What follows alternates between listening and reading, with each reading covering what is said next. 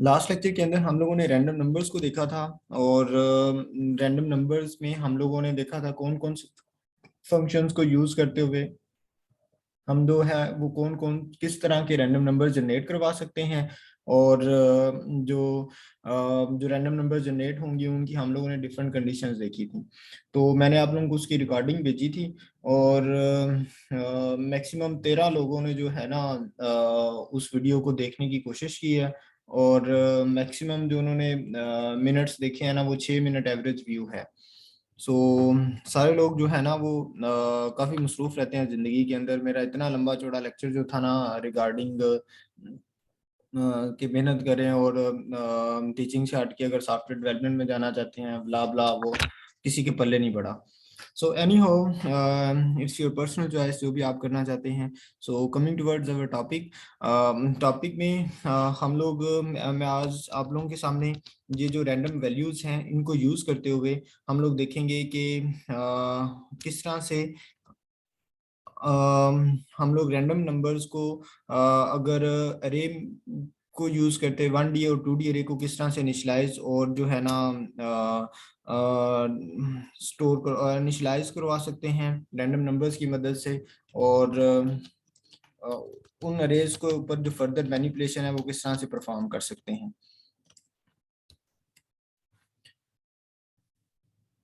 ठीक है। So coming towards मैं दोबारा क्या काम करता हूँ इसके ऊपर, इंस्टेड ऑफ डूइंग दिस हम लोग एक बटन यूज कर लेते हैं। उसका जो टेक्स्ट है वो हम लोग मैं यहाँ पे रख लेता हूँ 1D रैंडम अरे। तो प्रॉपर्टीज में जाके जहाँ पे इसका टेक्स्ट है तो वहाँ पे जाके चेंज कर देंगे 1D 1 डायमेंशनल रैंडम अरे। इस तरह से आपको अरे का भी कंसेप्ट जो है ना वो रिवाइज हो जाएगा। ठीक है। इसके इवेंट हैंडलर में हम लोग आएंगे तो यहाँ पे आके सबसे पहले मैं क्या करूँगा, रैंडम क्लास का एक R&D ऑब्जेक्ट बना लूंगा न्यू रैंडम। और उसमें फिर हम लोग फर्दर जो है यहाँ पे सीड वैल्यू पास करना चाहते हैं तो ठीक है, अदरवाइज आप लोग इसको खाली छोड़ दें। खाली छोड़ेंगे तो ऑब्वियसली वो टाइम क्लॉक को यूज करेगा। सो अब हमने 2D सपोज 1D अरे डिक्लेयर करवाना है इंटीजर, यहाँ पे स्क्वायर ब्रैकेट आ जाएगा। और उसके बाद उस अरे का नाम x is equal to new जो है ना इंटीजर। और उसमें हम लोग यहाँ पे आप फर्दर साइज पास कर देंगे। सपोज साइज हमने 5 पास कर दिया। एक मेथड ये था कि हम लोग इसको डायरेक्टली यहाँ पे इनिशियलाइज करवा देते थे, सपोज 1 2 3 4 एंड 5। इसको रेंडमली हम लोगों ने सॉरी 1 2 3 4 5 के साथ इनिशियलाइज करवा दिया। सिमिलरली अगर हम लोग सेकेंड अरे लेते हैं उसका नाम मैं y रख देता हूँ और is equal to new.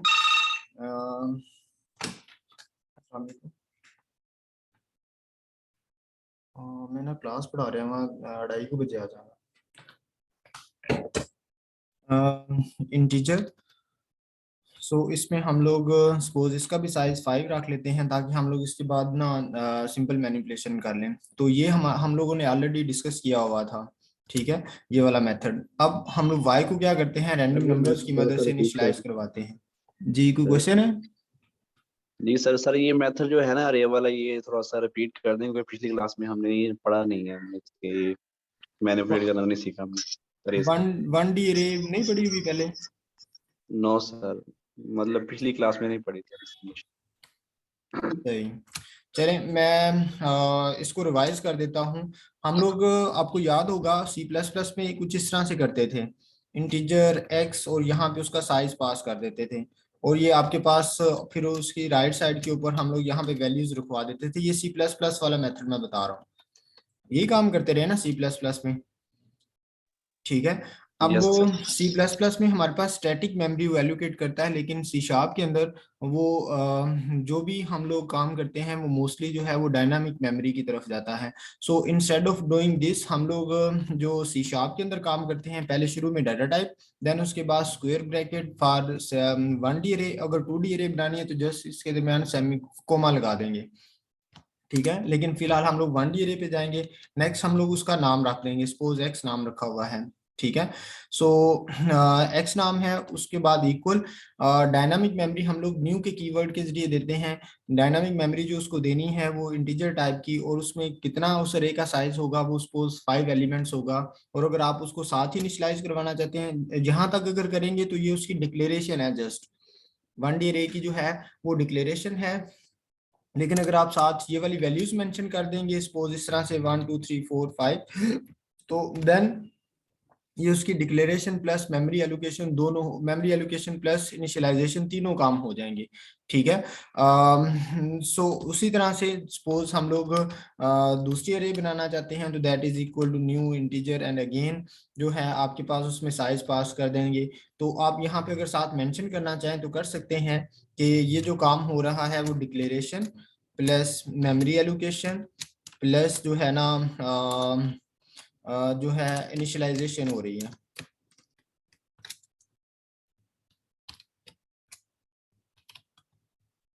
Initialisation हो रही है। ठीक है। और यहाँ पे जो सिर्फ है ये आपके पास डिक्लेरेशन और जो है ना मेमोरी एलोकेशन कर रहा है सिर्फ। ठीक है। अब हमने y को अगर इनिशियलाइज करवाना है तो देन इसमें इनिशियलाइजेशन का क्या मतलब है, वो x एक आपके पास अरे है जिसके पास 5 पोजीशंस हैं 0 1 2 3 4। तो 0 पोजीशन के ऊपर 1 पड़ा हुआ है, 2 पोजीशन के ऊपर 2 पड़ा हुआ है, 3 पोजीशन के ऊपर 3, 4 के ऊपर 4 एंड 5 के ऊपर 5 पड़ा हुआ है, सॉरी 4 के ऊपर 5 पड़ा हुआ है। एंड अगर हमने y को अब इनिशियलाइज करवाना है रैंडम नंबर्स की मदद से, तो देन मैं एक लूप यूज कर लूंगा i 0 से लेके i लेस देन लेंथ, मेरे पास y के पास कितनी टोटल वैल्यूज आनी है जितना उसका साइज है। तो मैं यहाँ पे y को एक्सेस कर सकता हूँ कुछ इस तरह से, जो है ना मैं यहाँ पे या तो 5 पास कर दूं। अब हम लोग जितना भी कोड किया करेंगे उसमें हम लोग कोशिश करेंगे कि वो थोड़े से जेनेरिक नेचर का हो। इंस्टेड ऑफ मैं यहाँ पे सपोज किया 5 के बजाय 10 करता हूँ, तो नीचे भी मुझे सारे कोड के अंदर जो साइज होगा वो 10 चेंज करना पड़ेगा। So instead of doing that हम लोग यहाँ पे y का जो साइज है, यानी कि y के अंदर जितने टोटल नंबर ऑफ एलिमेंट्स है वो हम लोग यहाँ पे लिख सकते हैं, प्रोग्रामिंग के जरिए काउंट कर सकते हैं। सो y डॉट जैसे ही आप लिखेंगे तो यहाँ पे लेंथ का एक फंक्शन है, आप थोड़ा सा टाइप करें उससे रेलिवेंट आपको हेल्प दे देगा। सो लेंथ का फंक्शन है वो बेसिकली क्या करेगा, y के अंदर जितने टोटल नंबर ऑफ एलिमेंट्स होंगे वो ले आएगा। अब सपोज के ऊपर मैं 10 करता हूँ, 100 करता हूँ, 50 करता हूँ, नीचे ये लूप उसी तरह से मॉडिफाई हो जाएगी। ठीक है। अब मैंने y की ith पोजीशन के ऊपर वैल्यूज रखवानी है।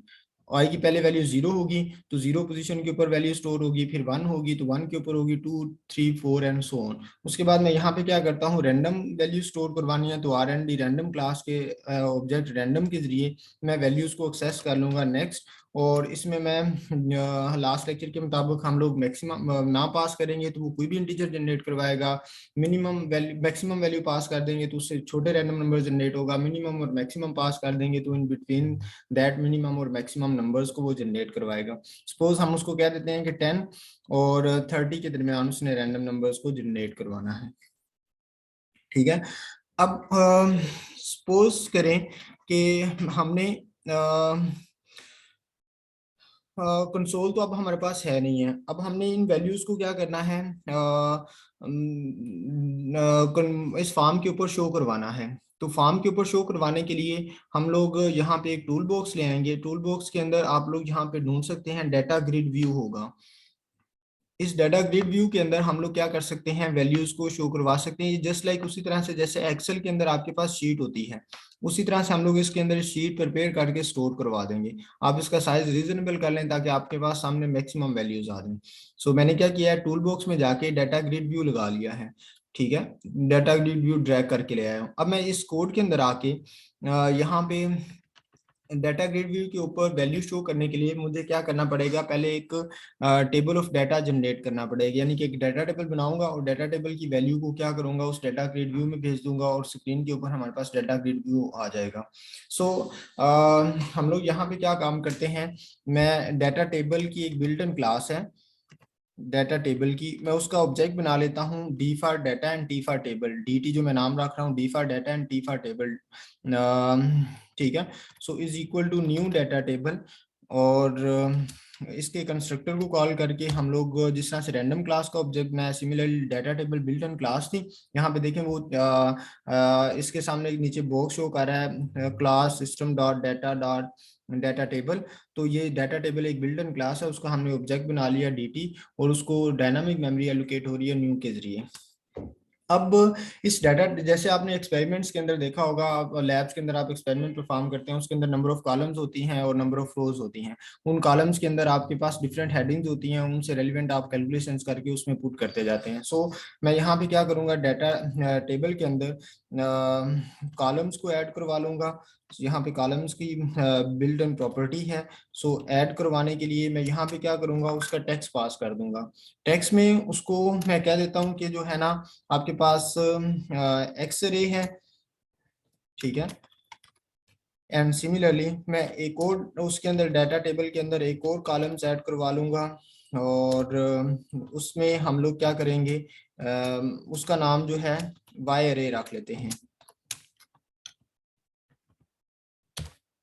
सिमिलरली एक्सरे आ गया, वाई अरे आ गया, एक और डाटा टेबल जनरेट करवा लेते हैं जिसमें हम लोग इन दो कॉलम्स के ऊपर सपोज कोई ऑपरेशन परफॉर्म करना है, जिसका जो नाम होगा, सॉरी, जिसका जो नाम होगा वो हम लोग रख लेते हैं कि जो एडिशन है ना, दोनों एक्स और वाई रेस की जो एडिशन है वो इस कॉलम के अंदर आएगी, ठीक है।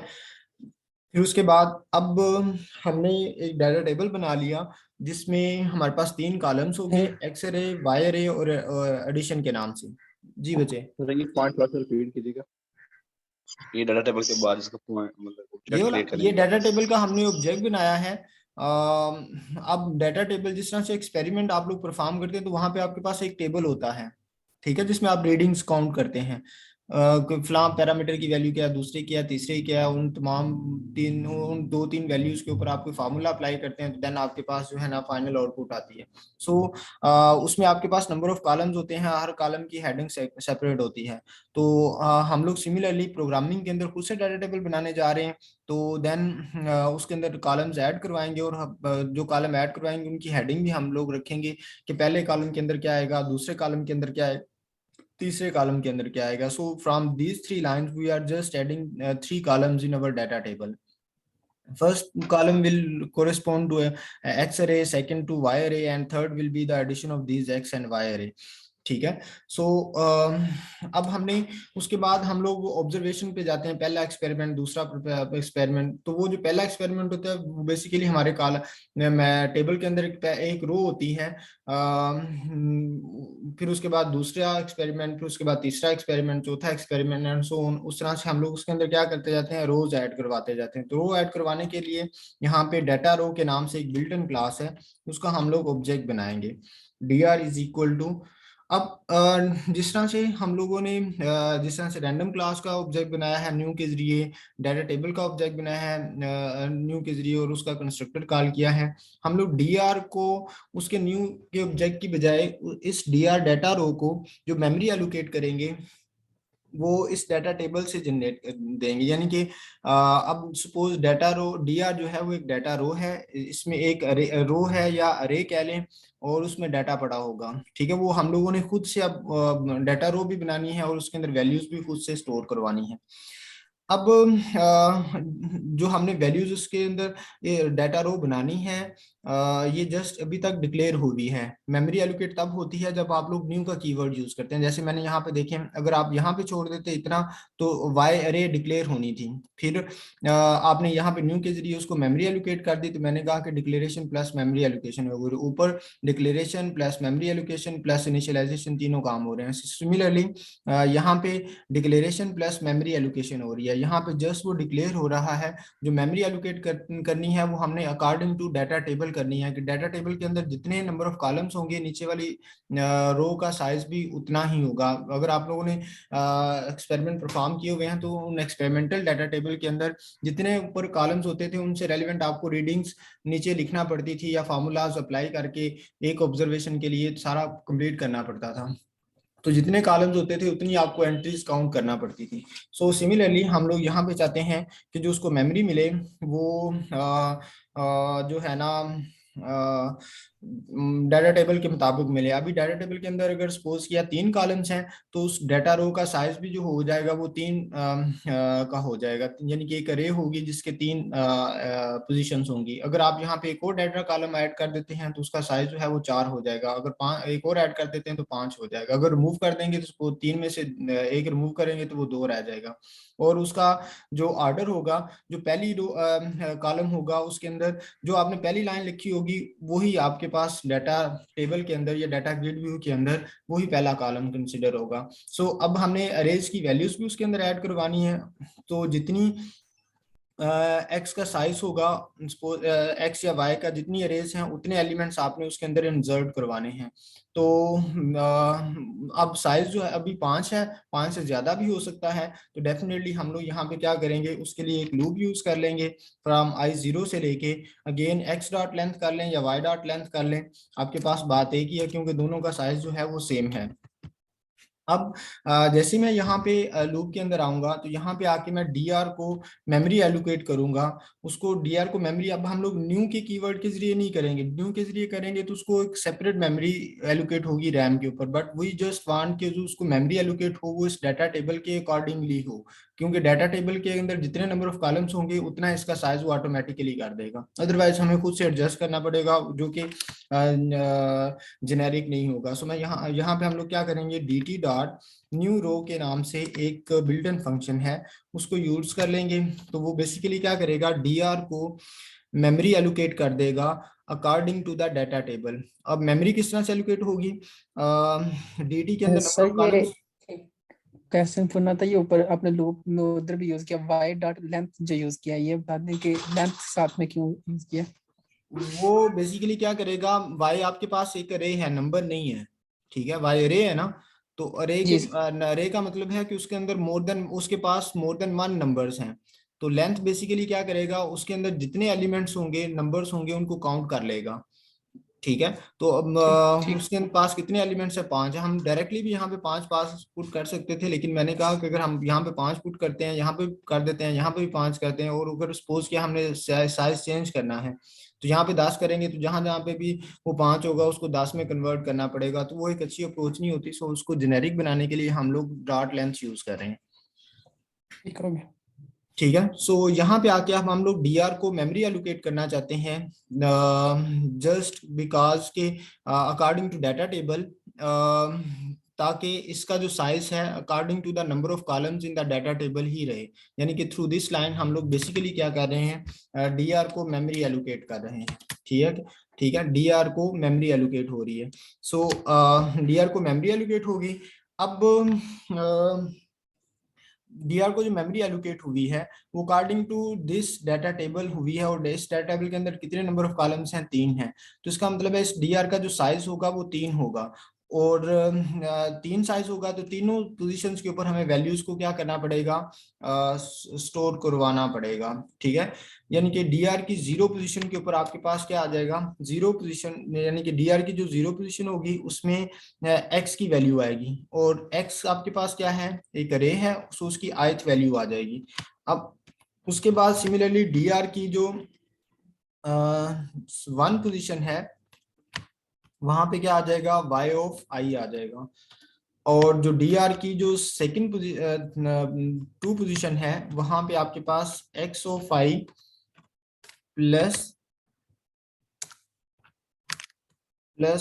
y ऑफ i आ जाएगा, यानी कि उनकी एडिशन आ जाएगी। ठीक है। यहाँ पे आपने मेमोरी dr को मेमोरी, यहाँ पे ये डिक्लेयर हुआ है जस्ट, तो आप लोग यहाँ पे लिख सकते हैं कि यहाँ पे जस्ट डिक्लेरेशन है, यहाँ पे उसकी मेमोरी एलोकेशन है dr की। और इन 3 लाइंस के अंदर वो बेसिकली क्या कर रहा है, dr को इनिशियलाइज करवा रहा है। ठीक है।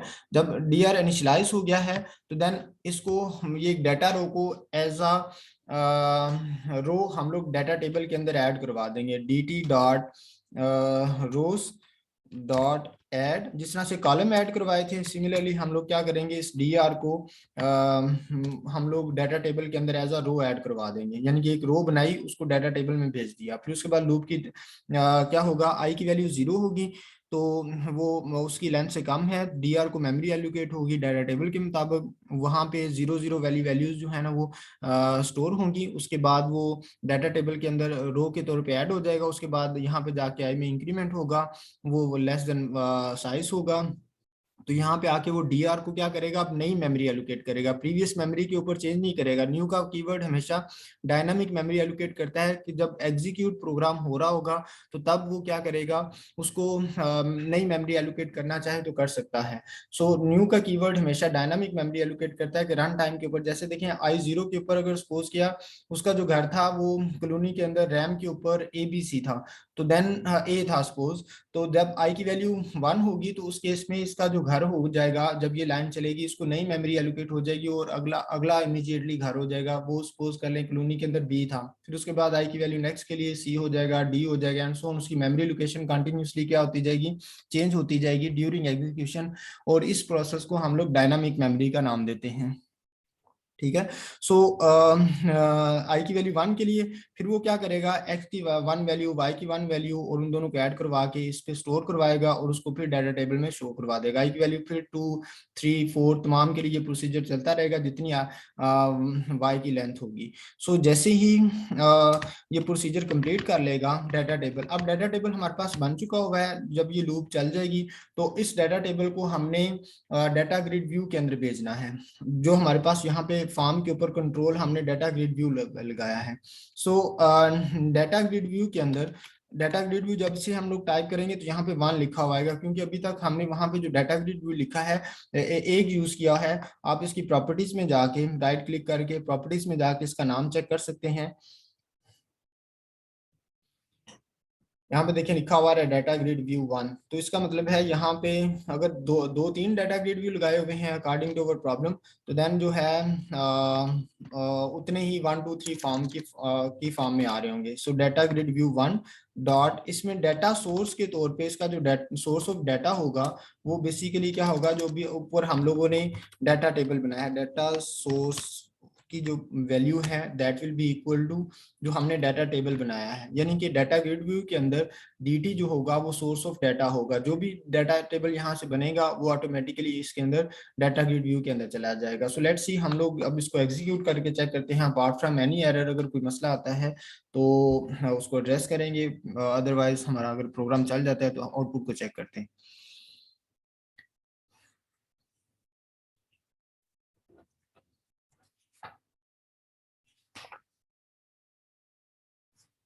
सो मैं जब इस बटन को प्रेस करूंगा तो यहाँ आप देखें फर्स्ट कॉलम के अंदर एक्स अरे, सेकंड कॉलम के अंदर वाई अरे एडिशन।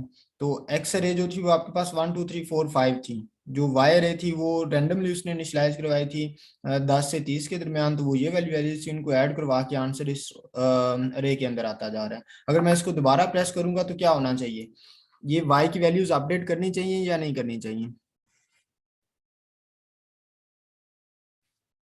कोई नहीं बोल रहा, सो रहे हैं सारे?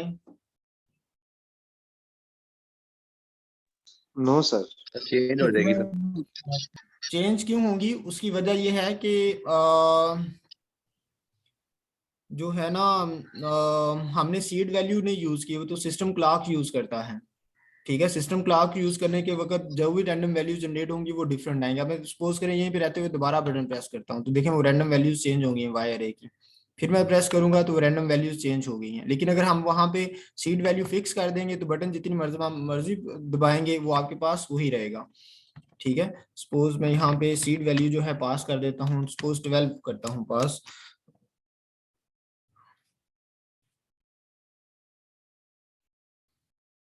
तो इस केस में जैसे ही वो वैल्यूज जनरेट होंगी वो हमेशा हर मरतबा, आप देखें ये 29 16 जितनी मरतबा मैं चाहे मर्जी बटन दबाता जाऊं वो चेंज नहीं हो रही, क्योंकि उनका जो स्टार्टिंग इनिशियल वैल्यू थी वो 12 फिक्स हो गई थी, उसके मुताबिक वो रैंडम वैल्यू जनरेट करवाता है। ठीक है, सो होपफुली आप लोगों को अब थोड़ा सा मजीद क्लियर हो गया होगा पॉइंट इसका।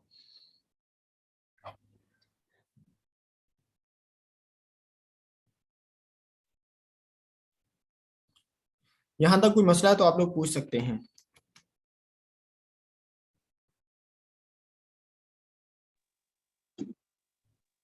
सर वो रो वाला पॉइंट बता दें जिसमें मेमोरी ये एलोकेट की है रो।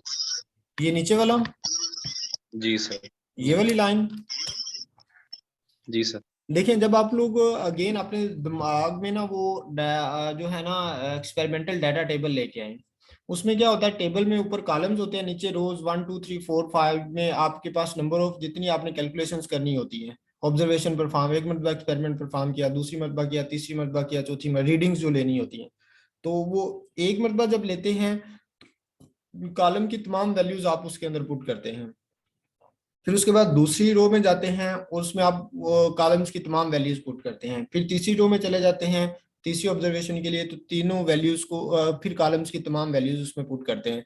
तो जितने आपके पास नंबर ऑफ कॉलम्स होंगे, आप जिस ऑर्डर में यहाँ पे लिखेंगे ग्रिड व्यू में भी उसी ऑर्डर में शो होंगे। तो जितने आपके पास नंबर ऑफ कॉलम्स होंगे उस डाटा रो का साइज भी उतना ही होना चाहिए। सो इस वजह से हम ये चाहते हैं कि इस डाटा रो को हम जस्ट यहाँ पे डिक्लेयर करवाएं और उसका जो साइज है उसको डाटा टेबल से मिले, उसका जो साइज है उसको क्या मिले, डाटा टेबल से मिले। तो उसके लिए हमने लूप के अंदर आके कर दिया। अब हम लोग चाहते हैं कि उसका जो मेमोरी है उसको बार बार चेंज हो, क्योंकि आप एक मरतबा एक्सपेरिमेंट परफॉर्म करते हैं तो एक रो में आप लोग एंटर कर देते हैं, तो जब दूसरी मरतबा एक्सपेरिमेंट परफॉर्म करते हैं तो आप ये तो नहीं करते कि पहली रो के अंदर ही पहले वाली वैल्यूज को मिटा के उसकी जगह पे दूसरी वैल्यूज लिखें। अब हम लोग ऐसा नहीं करते, हम लोग दूसरी रो के अंदर जो है ना उस डाटा टेबल की वैल्यूज को पुट करते हैं, फिर उसके बाद तीसरी, यानी कि बार बार उसकी मेमोरी एलोकेशन चेंज होगी। तो इस वजह से मेमोरी एलोकेशन को बार बार चेंज करने के लिए हमने लूप के अंदर रख लिया। अब उसको लूप में रखा है तो साथ उसको जो मेमोरी एलोकेट की है वो अकॉर्डिंग टू डाटा टेबल की है। डाटा टेबल के अंदर जितने नंबर ऑफ कॉलम्स होंगे उस डीआर का उतना ही साइज होगा। यहाँ पे नंबर ऑफ कॉलम्स कितने हैं, 3 है, तो यहाँ पे उसका साइज भी 3 हो जाएगा, 0 1 2 3 हो गया।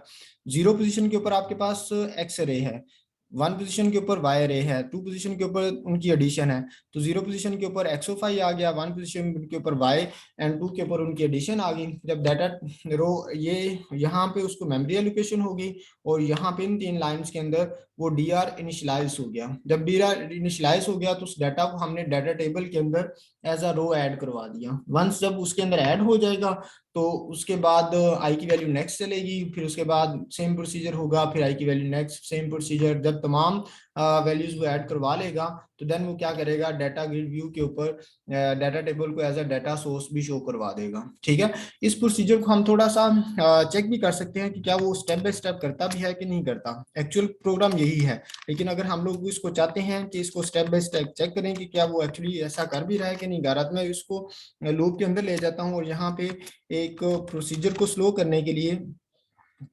थ्रेड की एक कमांड है, उसके जरिए हम लोग क्या कर सकते हैं,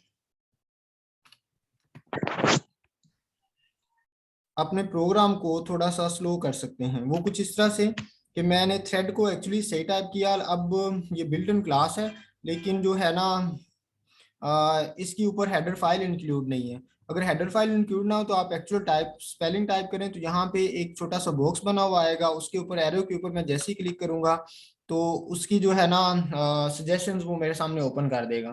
तो सजेशन जो है अगेन सिस्टम डॉट थ्रेडिंग आएगा ना। हाँ, सिस्टम डॉट थ्रेडिंग आएगा, बट आई जस्ट वांट कि आप लोगों को जनरली एक चीज का पता होना चाहिए कि किसी भी क्लास के अगर आपको हेडर फाइल ना पता हो तो आप उसके जो स्पेलिंग सही तरह से टाइप करें तो उस तरीके से आप उस क्या कर सकते हैं, उसकी हेडर फाइल खुद से इंक्लूड करवा सकते हैं। थ्रेड डॉट स्लीप, और उसमें आप क्या पास करते हैं, सपोज 100 पास कर देते हैं।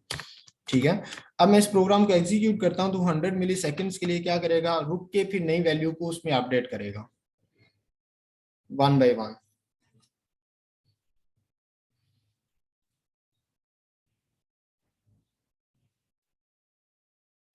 ये थोड़ा सा फिर भी फास्ट कर गया है, हम लोग थ्रेड डॉट स्लीप को बढ़ा देते हैं।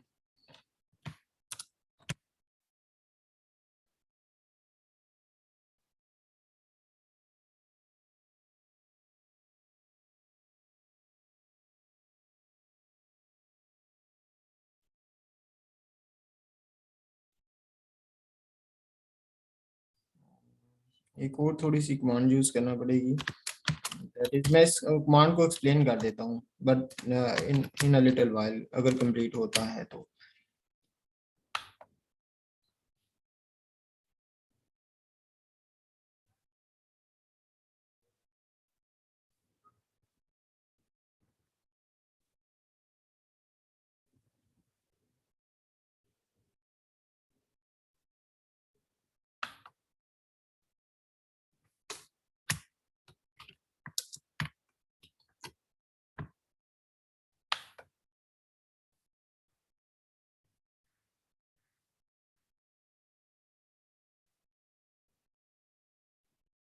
ठीक है, तो ये देखें स्टेप बाय स्टेप तमाम करता जा रहा है। और अगर सपोज किया मैं इसका साइज बढ़ा देता हूँ, ठीक है, मैं इस एक्स रे को भी जो है ना वो इस तरह से सिंपली इनिशियलाइज करवाने की बजाय मैं एक और यहाँ पे एक्स रे बना लेता हूँ, उसका नाम size x is equal to new, और इंटीजर उसका साइज मैं 5 रख दूंगा। और जिस तरह से वाई इनिशियलाइज हो रही है इसी तरह से हम लोग जो है ना एक्स को भी इनिशियलाइज करवा सकते हैं। अब x की आप लिमिट्स डिफरेंट रख लें, सपोज आप 50 से जो है ना 70 रख लें, ठीक है। सो x को भी उसी तरह से इनिशियलाइज करवा देगा। तो अब इन वैल्यूज को हम लोग इस तरह से भी इंस्टेड ऑफ डायरेक्ट इनिशियलाइजेशन हम लोग रैंडमली x को भी इनिशियलाइज करवाएं तो कुछ आउटपुट x की भी कंटिन्यूसली वेरी करेगी, ठीक है। वन बाय वन वो शो करवा रहा है, इसी जैसे जैसे वो डाटा रो ऐड करवाता जा रहा है उसी तरह से शो करवाता जा रहा है। नाउ अगर हम इसका साइज मॉडिफाई करना चाहें, सपोज मैं यहाँ पे अगेन एक वेरिएबल ले लूँ, यहाँ पे integer size is equal to मैं कर लूँ सपोज 100 कर लेता हूँ, ठीक है। तो मैं यहाँ पे साइज पास कर देता हूँ, तो सारी जगहों पे मुझे बार बार साइज चेंज नहीं करना पड़ेगा हर जगह पे जाके, तो ऑटोमेटिकली जो है ना वो साइज अकॉर्डिंग टू दैट हो जाएगा, ठीक है। अब मैं सपोज अब दोनों रेज जो है वो 100 की हो गई हैं और उनका जो साइज है वो रैंडम हो गया है, तो साइज 100 है और उसके अंदर वैल्यूज उसी तरह से ऐड होंगी।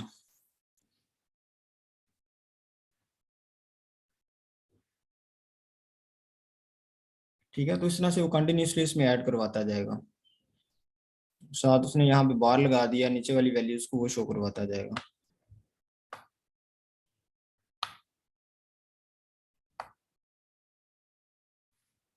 ठीक है, होपफुली आप लोगों को समझ आ गई होगी, अगर कोई मसला है तो आप लोग पूछ सकते हैं। समझ आ गई सबको? हेलो? जी सर, आगे सर। चले, तो जो है ना इसके बाद जो आप लोगों ने खुद से काम करना है, ये 1D अरे है ना, तो 2D अरे को आप लोगों ने अब खुद से काम करना है और उसको ना डाटा टेबल के अंदर शो करवाना है। कर लेंगे? सर अभी विजुअल स्टूडियो अवेलेबल नहीं है, घर है तो लैपटॉप। कोशिश हम तो 1D की कोई एग्जांपल दें वही कर लेंगे। क्या चीज? 1D की कोई एग्जांपल दे दें हम वो कर लें।